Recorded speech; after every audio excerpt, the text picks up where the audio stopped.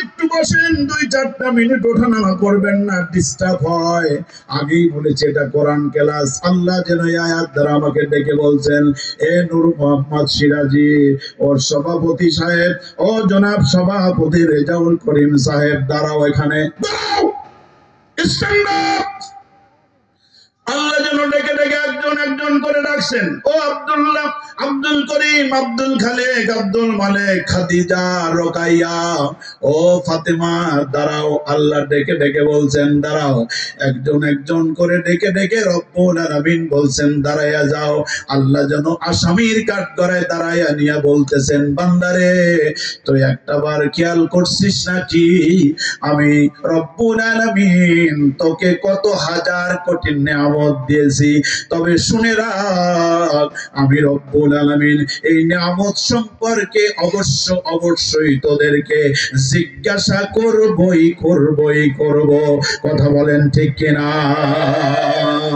আমি জিজ্ঞাসা করব, আমি তোকে জিজ্ঞাসা করবো, কে রে সিরাজি এত বড় বড় কথা বলিস কেন? 3.5 হাত বডি, তাই বড় ভাব নাকি? কথা বলেন। একটু টাকা আছে, পয়সা আছে, জ্ঞাতি আছে, গোষ্ঠী আছে, ক্ষমতা আছে, কি ক্ষমতার বাহাদুরি আমরা দেখলাম। কথা বলেন। এমন ক্ষমতা 15 বছর পাটকেল গাটা ফুটবল মাঠে তাফসীর করতে দেয় নাই ওই জানোয়ারেরা। কথা বলতে হবে ঠিক কিনা? এই কোরআন কি কারোর বাপ দাদার তালুক নাকি? কোরআন আমাদের সবার, তাই না? কিন্তু কোরআনের মাহফিল করতে দিল না। কেন করতে দিল না? এটার অনেক লম্বা চওড়া হিসাব আমার ভাইয়েরা। কোরআনের তাফসীর করতে দেয় নাই। একটা তাফসীর মাহফিল কোথাও হলে পরে ধরতে হয়ে গেছে সাথী নেতা, ফাতি নেতা, কাণ্ডু নেতা, মূল নেতা, এরকম ধরতে ধরতে আমাদের কাছে অহরহ কথা এসছে, হুজুর এই যে মাহফিল করলাম 20,000 টাকা ঘুষ দিতে হয়েছে। এটা আওয়াজ করে বলা যাবে কি নাউযুবিল্লাহ? 20,000 টাকা ঘুষ দিয়ে মাহফিল করতে হয়েছে, এরকম আছে না নাই? কথা বলেন। তারপরে কত কথা, এই মাহফিলে এত কথা বলছি, এতটুকু তো বলার দরকার ছিল, কথা ছিল না। সঙ্গে সঙ্গে মাহফিল থেকে ধরে নিয়ে চলে যাওয়ার রেকর্ড আছে না নাই? কথা বলেন। আমার ভাই 6 বার গ্রেফতার হয়েছি। কথা বলেন কয়বার?